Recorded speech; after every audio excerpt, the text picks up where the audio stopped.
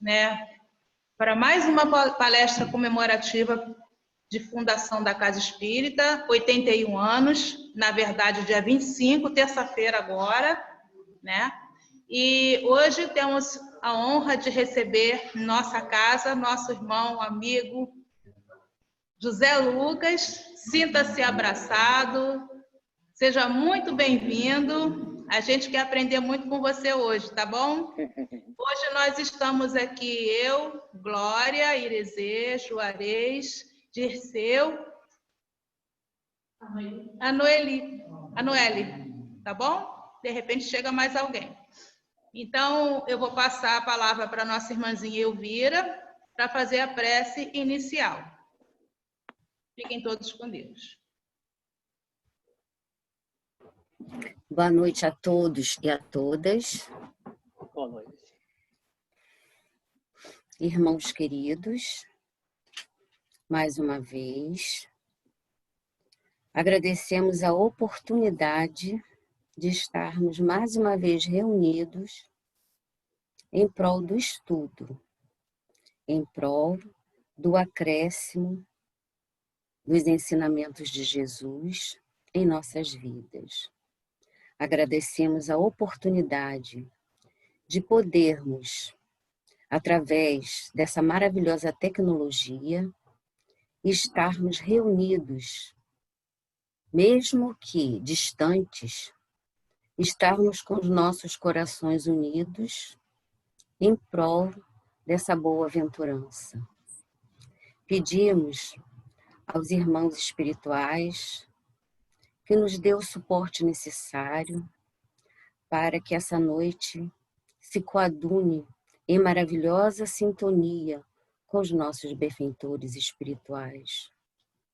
Pedimos também que nos dê o sustento, que dê o sustento ao nosso irmão, que vai administrar as palavras de hoje e que possam nos deixar mais harmoniosos, mais leves, com sentido de amor e caridade. E assim, Jesus, em teu nome, agradecemos a paz que viemos aqui buscar, pedindo também que ilumine a todos a que buscam um lenimento. Pedimos que nos conduza, que nos façam a paz e a harmonia dos nossos irmãos. E assim, Senhor, agradecidos com essa profunda gratidão, pedimos graças a todos. Que assim seja, Senhor, graças a Deus. Obrigada, Elvira, graças a Deus. Palavra agora com o nosso irmão José Lucas. Fica à vontade, meu irmão. Bom trabalho para você. Obrigado, boa noite. Inicialmente, eu quero trazer para todos vocês o abraço dos tarefeiros da Casa de Tiago, alguns deles aqui presentes, no desejo de que esses minutos que nos estão sendo concedidos nesta noite sejam momentos de profundas reflexões, sejam momentos de aprendizado, sobretudo de tratamento para todos nós que estamos mergulhados nessas vibrações. Porque quando nós nos reunimos em nome de Jesus, principalmente através de uma prece dessa, nós nos elevamos e nós conseguimos permutar dessas vibrações de paz. Então, que estas vibrações de paz possam alcançar nossos corações, os corações de nossos familiares, nossos amigos, e que de nós possam partir elementos que possam vibrar, percutir de forma positiva em todos os corações, em todos nós encarnados e desencarnados, que com certeza estamos ligados neste momento. Eu quero parabenizar ao grupo SEAV, o Centro Espírita Amor e Verdade, de Mangaratiba, na Costa Verde, do nosso estado do Rio de Janeiro, pelo trabalho que vem desenvolvendo. está completando mais um ano de atividade. Eu lembro que no ano passado eu participei também desse mês comemorativo, falando sobre os bons espíritas. E hoje nós vamos passar pelo Evangelho segundo o Espiritismo, lá no capítulo 5, Causas Atuais das Aflições, que está dentro do capítulo Bem-aventurados os Aflitos. Mas não podemos deixar de fazer uma homenagem àqueles nossos irmãos que instituíram este ponto de luz em Mangaratiba, o SEAV. Aqueles nossos irmãos que, desde o começo, há 81 anos, começaram essa tarefa de amor. Eu anotei da placa comemorativa o Vanderlei, o Antônio Guimarães, o Cícero Lopes, Joaquim Cardoso da Cruz, Manuel de Oliveira e a senhora Nancy de Oliveira Guimarães, que foram os iniciantes desse trabalho, aos quais a gente irradia as nossas vibrações de agradecimento, de gratidão por tudo que eles fizeram. Porque, com certeza, os momentos que eles passaram foram mais difíceis do que o que nós estamos vivenciando hoje, com essa facilidade, inclusive, da tecnologia para a gente se unir em pensamentos. E a gente para imaginar o que essa casa fez ao longo desses anos. Quantos espíritos voltaram ao caminho do bem após participarem de reuniões, de palestras, de estudos, através dessa casa. Quantas famílias foram beneficiadas, quantas pessoas foram agasalhadas, quantas foram alimentadas. Com certeza, na porta desses trabalhadores, muitas vezes, bateram pessoas em busca de orientações, em busca de conforto espiritual. Quantos suicidas despertaram com as orações, com as preces emanadas desse ponto de luz aqui na Terra? Quantas pessoas foram direcionadas para os braços de Jesus e passaram a seguir, estudar e colocar em prática os seus ensinamentos a partir de então? Então, a gente poderia estar aqui a noite toda elencando uma série de benefícios que esta casa realizou e que ainda realiza. Então, nós não podemos também deixar de abraçar os trabalhadores atuais, esses que estão aí fazendo tremular essa bandeira do SEAV para que ela se mantenha constantemente com as portas abertas, no sentido de dar continuidade, tudo isso e muito mais que eu elenquei até agora. Então, nós abraçamos o nosso companheiro Juarez, o nosso grande irmão, doutor Heresi, a Rosana, a Marilene, a Cissa, e também os outros trabalhadores, que eu não sei quantos e quais são, mas eu relaciono aqui o Luciano, o Marco Celeno, são pessoas queridas nossas, que a gente deseja que continuem com esta força, com esta garra, porque já despertaram, né, para a necessidade de continuarmos realizando essa tarefa. A casa, o SEAV, ele tem para nós, principalmente para mim e com certeza para a Lenise, minha esposa, um significado muito grande em relação também à casa de Tiago. E eu sempre conto essa história toda vez que eu vou em Mangaratiba fazer alguma atividade, e muitas pessoas aqui ainda não ouviram. É que lá no início da casa de Tiago, o SEAV nos socorreu quando a mediunidade ostensiva e desconhecida, descontrolada, ela se manifestou através da Lenise. Então, nós fomos abraçados, nós fomos recebidos, nós fomos direcionados, nós fomos instruídos, e até hoje nós mantemos esse laço afetivo, né? meu companheiro particular de trabalho, Juarez, há muitos anos me convidava para participar de uma reunião e eu sempre estava adiando. A estudar o Espiritismo, ele já me convidava. E eu fui protelando, mas com certeza eu estou tentando, buscando, né, me aperfeiçoar e aproveitar agora a oportunidade para a qual eu despertei. Bom, o nosso tema de hoje fala das causas atuais das aflições. O que seriam as aflições? De que maneira elas se manifestam através de nós? Então, nós temos aqui uma relação, o sofrimento, a angústia, a tristeza, mágoa, tortura, padecimento, frio, fome, dissabor, preocupação, pesar, desgosto, tensão e por aí vai. E a gente percebe que nessa relação que eu citei até agora, a gente verifica aflições do corpo e aflições da mente.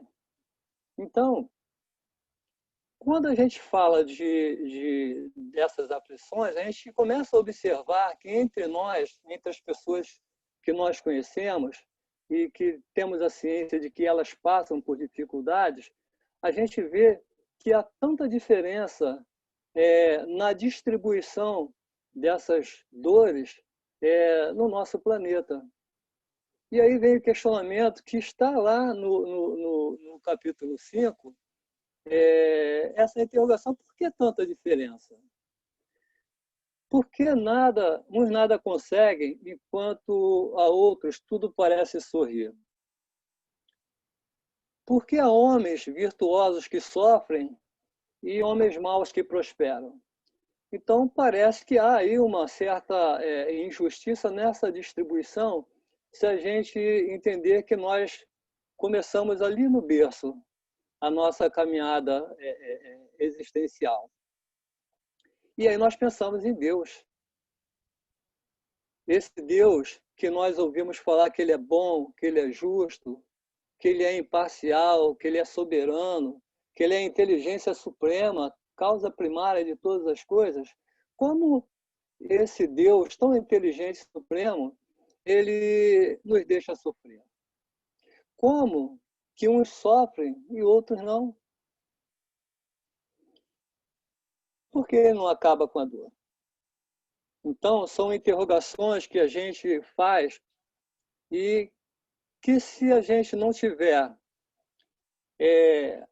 a visão que a doutrina espírita nos apresenta, realmente nós ficamos sem resposta e podemos até reclamar de Deus. E mais ainda, quando Jesus chega, está lá anotado no número 1, bem-aventurados os aflitos.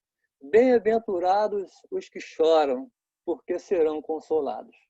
Jesus fala isso para a gente. Bem-aventurados os famintos, os sequiosos de justiça, porque serão saciados. Jesus fala isso para a gente. Bem-aventurados que sofrem perseguição pela justiça, porque deles é o reino do céu. Mateus anotou lá no capítulo 5, versículo 4, 6 e 10. Então, eu sempre falo, né? Tem pessoas que sofrem a vida inteira e partem desencarnam e nunca foram consolados e nunca foram saciados. Quando que eles vão receber, né, esse reino dos céus?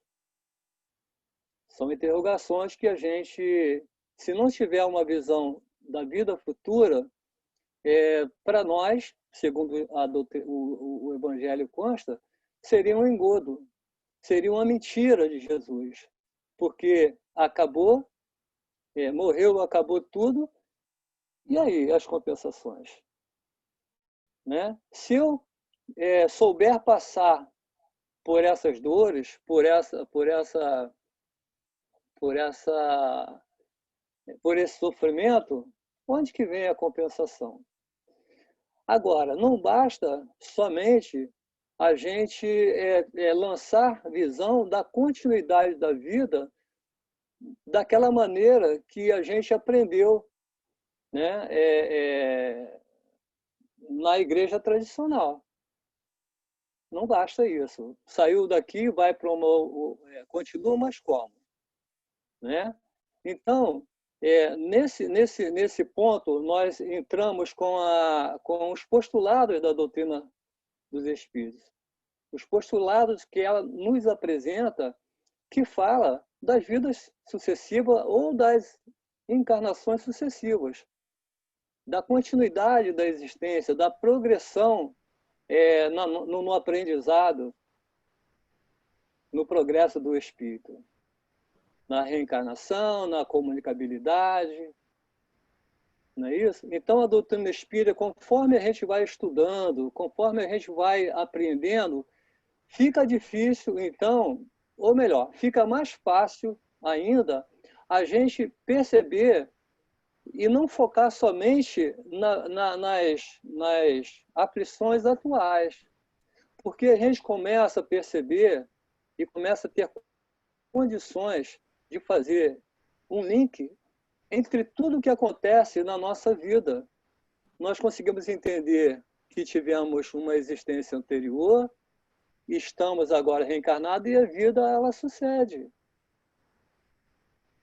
Nós conseguimos fazer uma ligação entendendo que tudo na vida e no universo se interliga. E nós passamos a ter a responsabilidade de tudo aquilo que a gente fala, de tudo aquilo que a gente pensa, da maneira que a gente age, porque a gente sabe que a gente está ligado com o universo. Então, a partir do momento que eu fico sabendo de um acidente lá no outro lado do continente, eu me torno responsável por isso. Porque eu sei que o que eu pensar, o que eu falar, vai percutir no universo.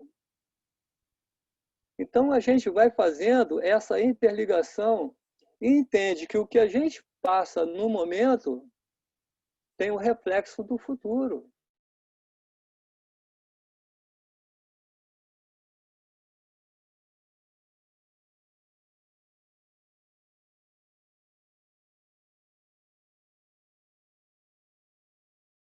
Refletirá no futuro. Né?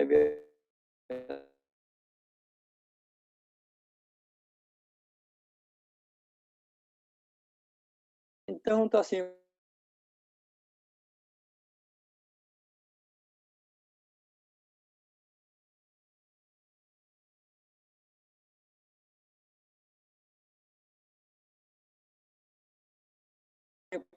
Ou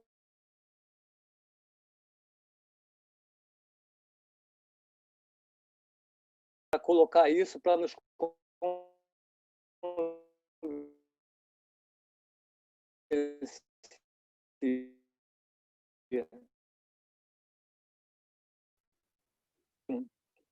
quando Kardec fala o seguinte, que a doutrina espírita não se baseia numa teoria pré-concebida. Se ela não se baseia numa teoria pré-concebida, ela não veio ideia de um homem para outro homem, principalmente encarnado, que poderia estar enganado, equivocado. Consequentemente, a gente pode entender também que a doutrina dos espíritos não é a doutrina de Allan Kardec. Não foi Kardec que teve essa ideia simplesmente e colocou para todos nós. Tem alguns irmãos nossos que falam, vocês deixam de seguir Jesus e seguem a um homem, se referindo a Kardec. Não. Conforme o título já diz, é doutrina dos espíritos. Tá? Então, essa doutrina, ela tem plena autoridade, segundo consta no Céu e Inferno, porque ela se apoia nas observações. E interessante que quando nós estamos estudando a doutrina espírita, nós começamos a nos observar e observar o que se passa à nossa volta. E a gente, com certeza, vai se fortalecendo, porque a gente vê o que acontece, tem muita coerência com o que a doutrina espírita nos coloca, e não é uma questão, que nos põe em dúvida. Pelo contrário, cada vez vai nos fortalecendo mais. E continua lá no livro Céu e Inferno a dizer para nós que são as próprias almas que partiram da Terra que vêm descrever a sua situação feliz ou desgraçada. Então, através dos estudos, a gente vai encontrar realmente no histórico da humanidade o registro da existência desses homens, né, que vêm passar essas informações para a gente. E que são inúmeros os exemplos fornecidos por espíritos de toda a categoria, através de tantos médiuns diferentes. Espíritos que se mostravam elevados, outros ainda inferiores, e que, uma vez concatenada essas ideias, estudada, pesquisada, se encontrou realmente coerência nessas informações. E aí nós lembramos lá do livro, do filme da vida de Allan Kardec, quando nós ouvimos falar do sistema que Kardec montou para organizar todo esse conteúdo que hoje a gente encontra nas escrituras da doutrina espírita. E hoje eu estou aqui com o meu computador à minha frente, pegando a minha cola, eu estou aqui com minha câmera me focando, tenho arquivos através dos livros, tenho o WhatsApp para qualquer hora eu ligar e tirar uma dúvida com meus irmãos. E a gente tem essa facilidade toda para buscar esses ensinamentos. E a gente lembra que Kardec, para sistematizar tudo isso, ele usava caneta de pena, usava a luz de vela, de lamparina, ele fazia manuscritos em cadernos, varando a noite, a madrugada, muitas vezes adormecendo sobre sua mesa e fazendo toda essa sistemática, interligando informações que ele recebia em várias partes do mundo, de diversos espíritos e médiuns que não se conheciam, concatenando todas essas ideias para montar essa obra magnífica que não deixa a desejar no seu conteúdo em relação à sua lógica, à sua veracidade. Mais um motivo para a gente agradecer a Deus, louvar por tudo que nós temos hoje, toda essa condição de nos conhecer a nossa realidade, da onde nós viemos, por que nós estamos aqui e para onde nós vamos e o que nós podemos fazer para se melhorar e para ajudar os nossos irmãos a se melhorarem. E quando a gente fala das causas atuais das aflições, a gente sabe que nós estamos falando também com espíritos desencarnados que estão nos ouvindo, estão vibrando conosco. Então, as causas atuais das nossas aflições são essas que nós passamos aqui. As causas atuais dos nossos irmãos que se encontram na erraticidade é aquela que eles estão vivendo lá. E as causas que eles estão vivendo hoje lá de sofrimento, muitos deles, ou de alegria, felicidade, eles começaram a construir aqui, muitas vezes, em existência passada. Daí a necessidade de nós termos a noção, né, e a inteligência de aproveitar o tempo e as oportunidades. As oportunidades que se manifestam através de, como Joana de Ângeles fala, nossa querida benfeitora, os utensílios para que a gente possa viver onde quer que nos encontremos no momento. Não é isso? E, dando sequência, nós vamos encontrar no livro O Céu e o Inferno, na segunda parte, o título é Exemplos. É uma parte muito importante do livro O Céu e o Inferno para nós, porque são relatos de espíritos que viveram entre nós e vêm trazer a sua contribuição, a sua história, para que a gente gente possa se espelhar e aproveitar as oportunidades que nós temos recebido, principalmente nós que já temos uma visão da doutrina espírita. E aqueles que estão iniciando, que arregassem as mangas e estudem, e busquem, porque é uma dádiva muito grande que Deus coloca ao nosso alcance na Terra para a gente alavancar na caminhada.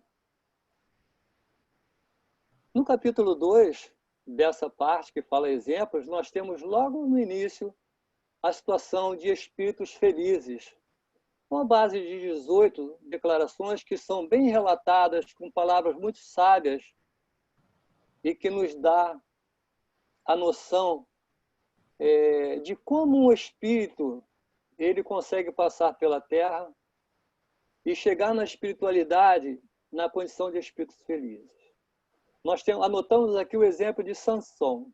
Sansão era membro da Sociedade Espírita de Paris, um homem do bem, trabalhador,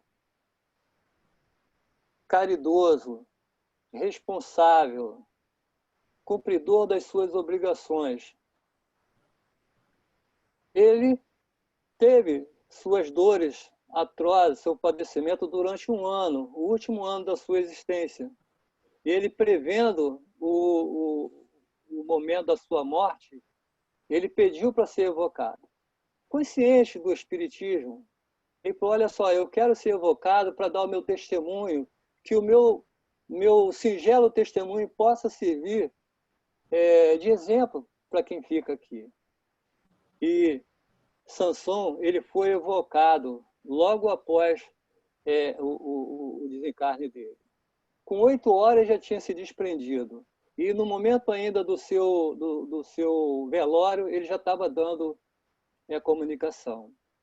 Agradecendo a Deus pela oportunidade dos irmãos que ficaram na Terra terem atendido o seu pedido de ser evocado e agradecendo a Deus a oportunidade de poder dar o testemunho dele. Então a história dele é sensacional, digna da gente realmente fazer a leitura. Ele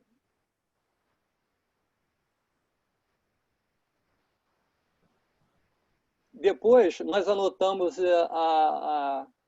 a situação do espírito em condições medianas. Tem também uns 6 exemplos lá de história muito marcante. Nós separamos aqui a história do Cardon. O Cardon, ele passou grande parte da sua vida embarcado em baleeira mercante, navio mercante, né? E depois, como médico, depois ele saiu do embarque, ele desembarcou e foi trabalhar numa cidadezinha do interior, no campo, como médico também. E ele havia adquirido, durante esse período, ideias materialistas. Ok? E aí, ele apresentou uma hipertrofia do coração e também previa o momento da sua morte. Interessante que, no momento do seu desenlace, ele reunia no seu leito de dor a família dele, seus 3 filhos, a esposa, a mãe, alguns amigos. E, em dado momento, a esposa dele observou um semblante realmente cadavérico, os olhos dele virando, e ela, para que os filhos não vissem aquela imagem, né, que não seria uma imagem boa de ser guardada, ela se colocou à frente dele, tentando esconder dos filhos. Só que ele recobrou, dessa vez com uma imagem, né, um semblante muito bonito, e ele relatou. Pode vir. Estão ouvindo? Positivo, Lucas. Pode seguir em frente, querido. Então ele relatou, meus filhos, como é belo, como é sublime, morte, que benefício, que coisa suave. Eu estava morto e senti minha alma se elevar bem alto, muito alto, mas Deus me permitiu voltar para dizer-vos. E aí ele fala dessa coisa esplendorosa que ele havia avistado, mas que não tinha palavras para poder traduzir o quanto maravilhoso é esse desprendimento, essa morte. E aí ele dá uma orientação boa para os filhos, para que ajudem as pessoas, para que se ajudem mutuamente, para que sejam homens de bem, para que façam coisas boas. E a esposa dele também pediu para ela, porque ela ficaria numa condição lisonjeira, ficaria bem financeiramente. Tinha muitas pessoas que deviam a eles, mas ele pediu para que não as apertassem, se não pudessem pagar, para deixar à vontade, que elas ficariam bem. Então, quer dizer, depois ele falou que Deus concedeu uma graça, porque a incredulidade dele, ele naquele momento da dificuldade, da morte, ele passou a acreditar. Aí nós fazemos uma observação, o quanto é importante o momento derradeiro. Lembra quando a gente estuda sobre a eutanásia, né? Para manter o espírito? Porque às vezes no momento derradeiro, nesse semi-desprendimento, o espírito ele toma resoluções que até então ele pode não ter tomado. Olha a importância. Então, esse espírito, ele teve essa graça, ele teve essa felicidade, mas nem todo caso é assim de felicidade. Nós relatamos aqui agora o caso de um espírito sofredor. Uns 9 exemplos que também falam história muito interessante para que a gente possa estar lendo. Eu anotei aqui o príncipe de Ouran, que eu acho que é essa a pronúncia, Ouran. Esse espírito, ele foi um príncipe russo e podemos imaginar na condição de sofredor o que ele fez, né? Ele começa falando para que a gente busque uma posição modesta, falando que realmente são bem-aventurados humildes de coração, porque o reino dos céus lhes pertence. Ele repetiu essas palavras de Jesus.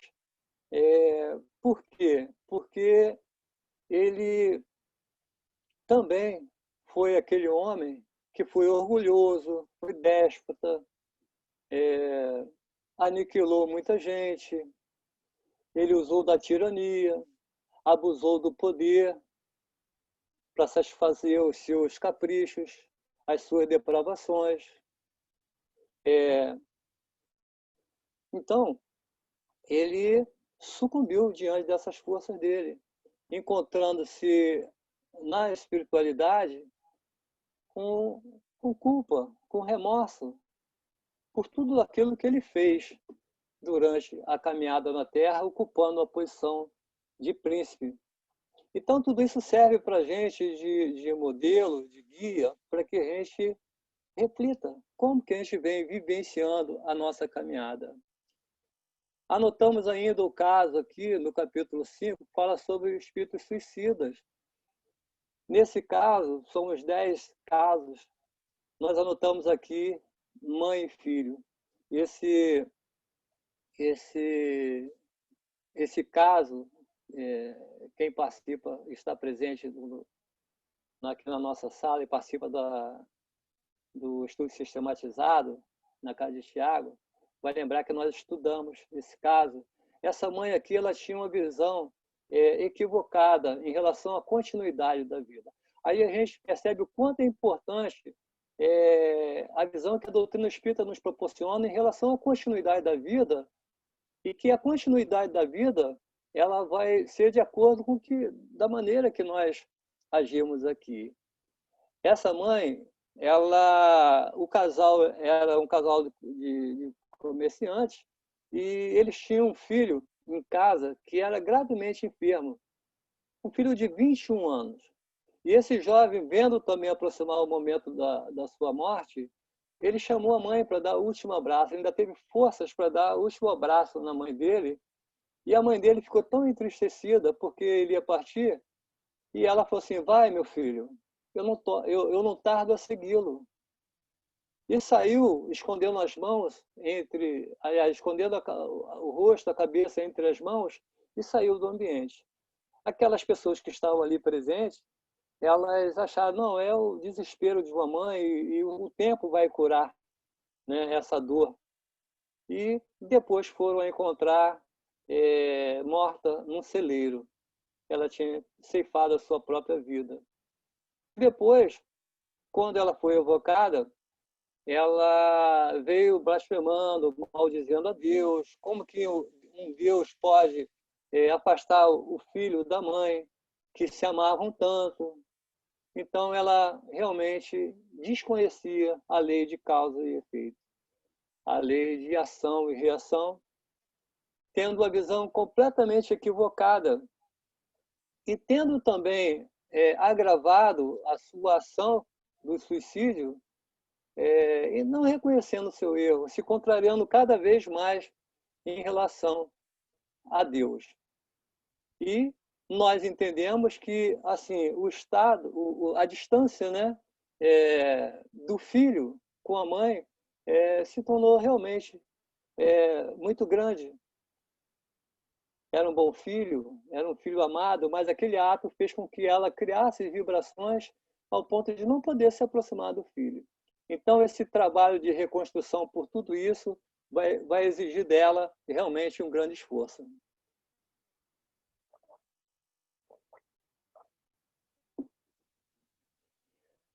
Anotamos aqui, para a gente refletir também, o caso do criminoso arrependido. É aquele criminoso que pratica o crime e que se arrepende.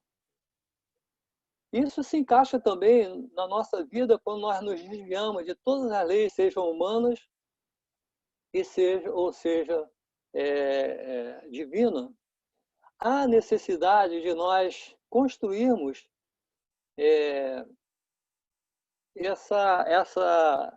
esse nosso posicionamento de arrependimento.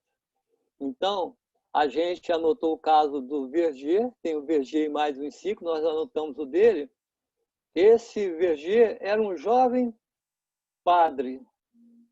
Ele assassinou um bispo de Paris quando saía da igreja de Saint-Étienne du Mont. Então, esse padre, ele foi condenado à morte. Olha só, ele praticou um homicídio e foi condenado à morte. Nós já sabemos que o desenlace, o desencarne, vamos supor, por velhice ou falência múltipla dos órgãos, ele se dá de uma maneira. Ou através de uma doença a longo prazo, onde o espírito ele vai se desligando lentamente, em relação a uma morte violenta e brusca. O espírito ele já passa por uma perturbação. E mais ainda, a questão dele ter voltado à espiritualidade, sendo morto através da pena de morte, tendo praticado o homicídio. No caso dele, a visão do Bom Senhor foi impedida, porque muitos assassinos eles começam a ver as suas vítimas que passam a ser, muitas delas, algozes. Então, o sofrimento é muito maior. A ele foi poupada essa visão nesse caso aqui. Mas ele teve que lidar também com a questão do arrependimento. Entre o momento do assassínio e da execução dele, ele não havia se arrependido ainda. Ele se arrependeu logo depois que foi morto, ao ponto de nem ter tido tempo de sofrer. Só o arrependimento dele já minimizou em muito essas dores dele. Por quê? Porque ele se arrependeu. Aí está anotado lá, não foi o excesso de sofrimento que o impediu ao arrependimento, já que ele não teve tempo para sofrer. foi apenas o grito da sua consciência que ele não ouviu durante a vida e que agora escuta. Falo mais uma vez da importância do último momento, porque às vezes o indivíduo passa uma vida inteira sem refletir. Joana fala isso para a gente, que a gente tem que apostar na reforma das pessoas, porque elas, ou do espírito, porque ele pode modificar de uma hora para outra e isso minimizar muito o impacto. Não que ele vai ser, entre aspas, desculpado por tudo, não vai ter que reconstruir, não, mas essas dores, esse sofrimento, eles vão ser minimizados. O que vai entrar aí agora vai ser a responsabilidade devido ao arbítrio dele. Então, meus queridos, nós vamos rapidamente ver a questão de espíritos endurecidos, que lá nesse capítulo 7 é assim mesmo que se identifica essa história, um espírito aborrecido. Tem mais uns 4 itens, e aqui, esse espírito, ele vagou durante 180 anos,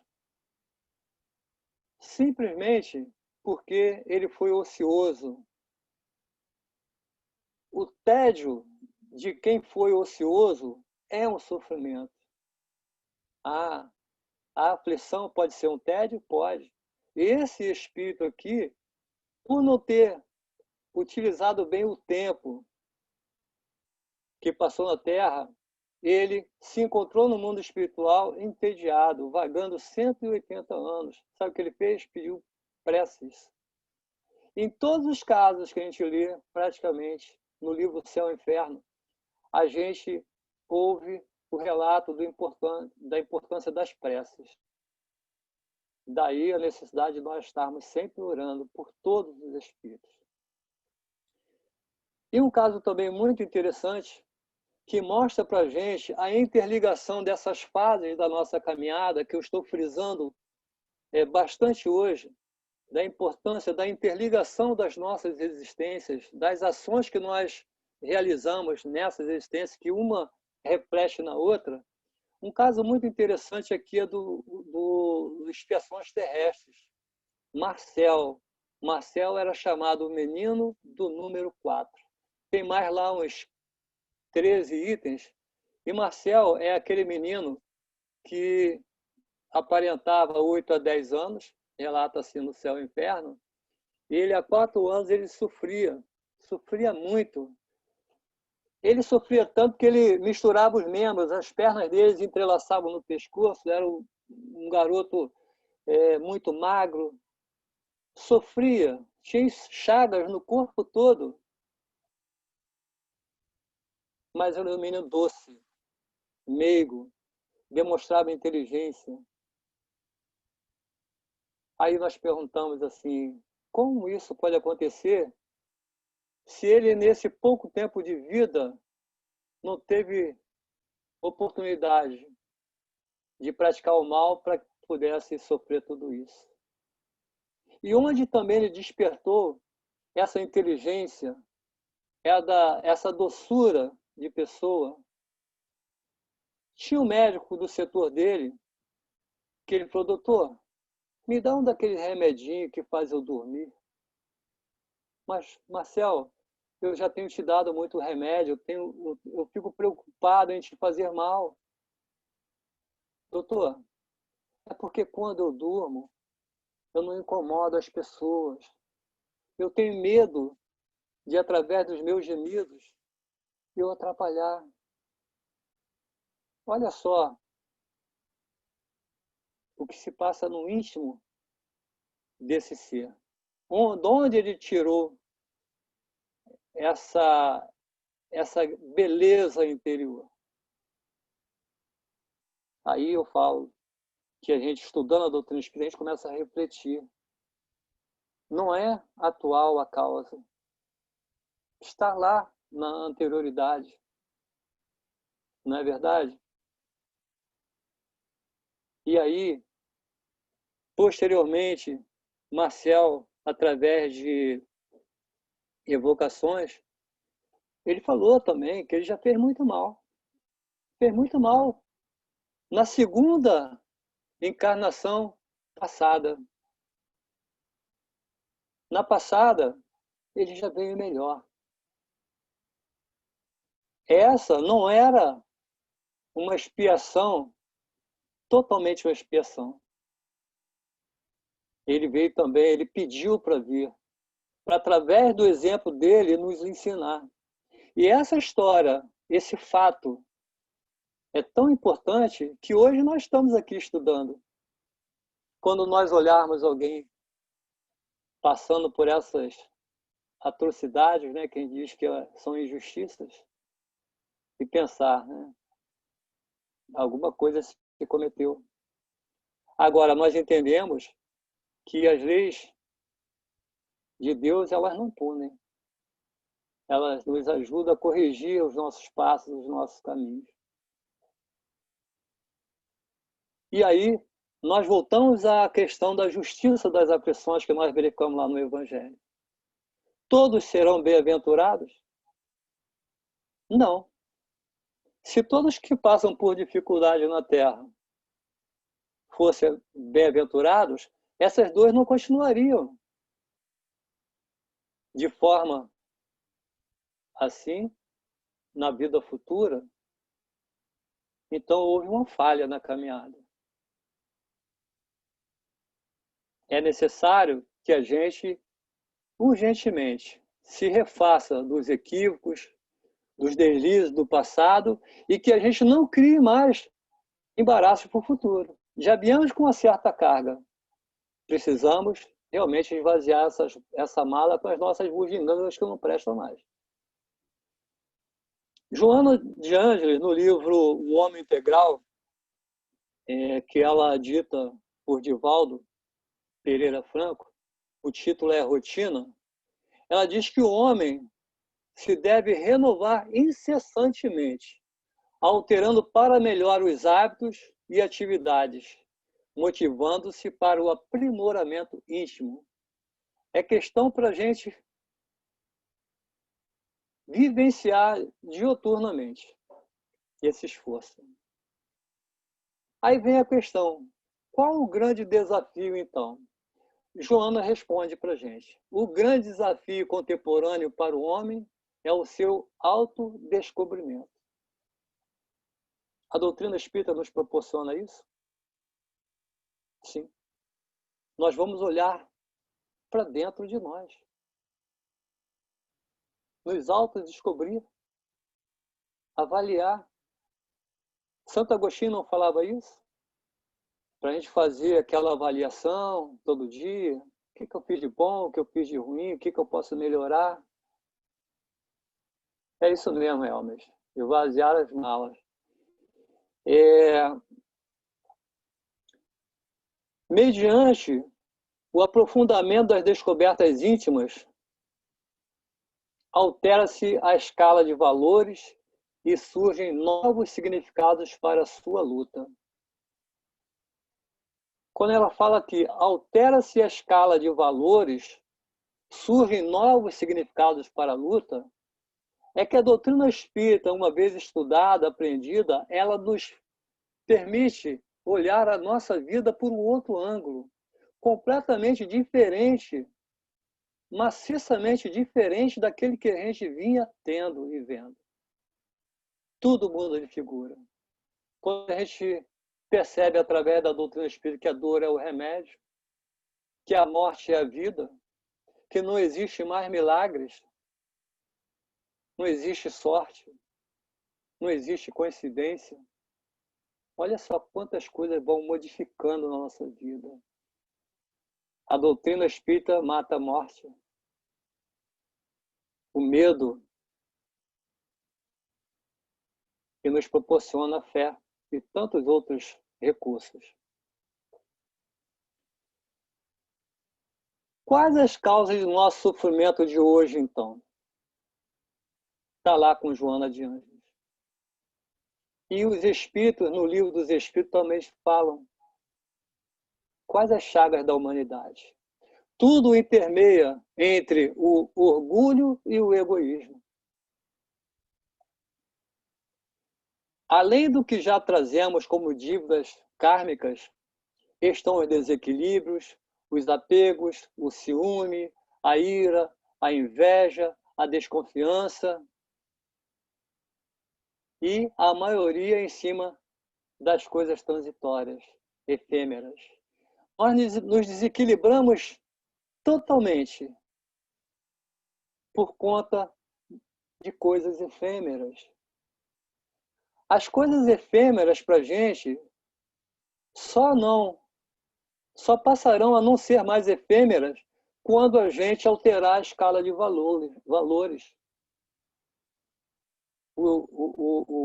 O espiritual sobrepujando o material. Quem ensinou isso para a gente? Jesus, quando ele fala de cultivarmos os tesouros que os ladrões não roubam, que a ferrugem não corrói a traça. Mas nós sabemos tudo isso e continuamos muitas vezes marcando o passo, perdendo tempo. Quais os recursos, então, para a liberação desse sofrimento? Está lá em Joana de Ângeles. O sofrimento, ela fala que o próprio sofrimento já é um combustível para as lutas. É através dessa reação que se dá através do sofrimento, após coisas negativas ou equívocos realizados, que nós vamos despertar. A exemplo disso, nós verificamos a semente. Quando ela encontra ambiente propício, calor, e ela estala, ela segue em frente numa árvore frondosa, frutífera, florida. Temos o exemplo também da lagarta, que através do seu esforço, da sua dor, parte para a vida. E o rio, são 3 exemplos que eu anotei aqui. O rio, que rolando a montanha, batendo nas pedras, nos troncos atravessados, nas barreiras, ele rompe tudo e chega aonde? Num grande oceano, a vida. E nós precisamos também estourar as nossas carapaças, tirar o véu da nossa mente e seguir em frente. Agora, a vontade é o fator preponderante. A vontade íntima de cada um. Não basta Jesus querer. Nós precisamos, como ele mesmo falou, buscar, bater a porta para a gente achar e para a porta se abrir. Agora, o caminho que leva a Deus naturalmente passa pelo próximo. Nós não temos o exemplo de Madre Teresa?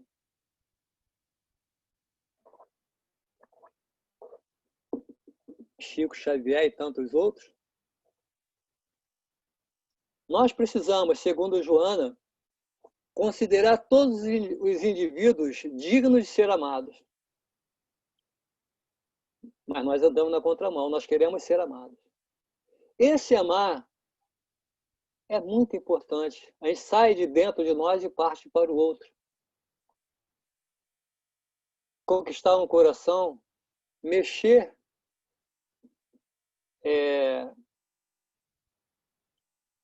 trabalhar com esse indivíduo, construir junto, isso cada vez mais nos eleva. Jesus, ele agia assim conosco. Ele não desistia de nós diante das nossas dificuldades, das nossas imperfeições. Nós precisamos identificar os traços de bondade no caráter alheio. Entender que sempre tem alguém, com todas as suas imperfeições, ele sempre vai ter algo bom. Porque ele também foi criado para ser feliz, perfeito, livre. E essa nossa interação é que vai nos conduzindo cada vez mais em frente para o alto. aplicar a compaixão quando for agredido. Ou seja, o amor deve ser uma constância na nossa vida. O amor é o antídoto mais eficaz contra quaisquer males. Então, Deus, com a sua infinita misericórdia, Ele nos proporciona essa caminhada. Juntos, com as nossas construções do passado, podendo rever, reconstruir e seguir em frente. A doutrina espírita está aí ao nosso alcance. Por isso, tantos pontos espalhados pela Terra, pontos de luz, como o SEAV, o Brasil se colocando como um exportador da doutrina espírita, tantos irmãos divulgando para o mundo, a partir do Brasil, essa notícia tão importante de Jesus, baseado na doutrina dos Espíritos, doutrina que nos consola, que nos anima e que nos faz tão feliz por estar participando de momentos como esses. Então, a gente, mais uma vez, parabeniza essa equipe do SEAV. Espero continuar merecedor de estar caminhando com vocês, tendo novas oportunidades, estar partilhando esses momentos, porque eu aprendo muito e me fortaleço. Eu reservei para nós, deixa eu ver se eu vou achar aqui,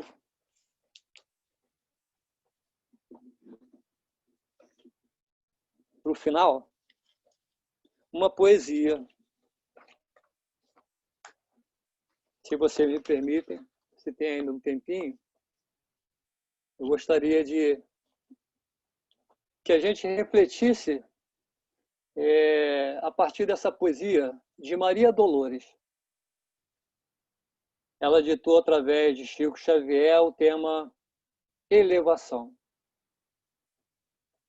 E ela diz: escuta, alma querida, aceita as aflições e as lágrimas da vida, por agentes de acesso à esfera superior. Mágoa, queixa, revolta e rebeldia lembram muralhas sob a noite fria, furtando o coração à luz do amor. Se a prova te retalha a alma sincera, perdoa, faz o bem, trabalha, espera, aprendendo da estrada em derredor. Tudo que vive e sonha, sofre e ama. Dos astros do infinito aos vermes sob a lama, dando-se à elevação do futuro melhor. O sol potente que nos ilumina é um gigante em perpétua disciplina, varando lutas que desconhecemos. Por mais se lhe arremesse lixo à face, brilha em silêncio como se explicasse que só o amor domina os céus supremos. Corre a fonte da penha ao chão da terra. Depois, ganhando vale, faz da terra verdejante celeiro em garbos de jardim. Pelo bem que constrói, de segundo a segundo, muitas vezes recolhe os detritos do mundo, mas beija lodo e pedra e canta mesmo assim. O carvão na lareira acende a chama. O tronco mutilado não reclama. A estrada se aprimora, aguenta os tratores. No trigo triturado, o pão puro se asila. Cria-se a porcelana em fogo sobre a argila. O roseral podado dá mais flores. Assim, também, alma querida e boa, não recuses a dor que aperfeiçoa. Se nos espancas os sonhos teus e meus, golpe, tribulações, angústias, tempestade, são recursos da vida erguendo a humanidade para as bênçãos de Deus. Muita paz a todos.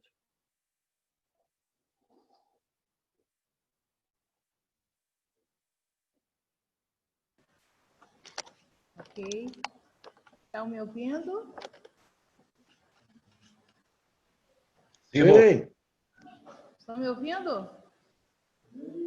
Eu estou. Obrigada, irmão. Obrigada a todos. SEAB agradece. Sintam-se abraçados. Esclarecimentos oportunos do Lucas. Parabéns.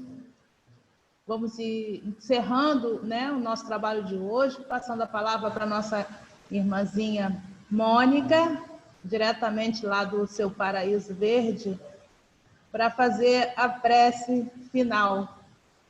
Fique à vontade, minha linda. Estão me escutando? Sim, Mônica. Sim, Mônica.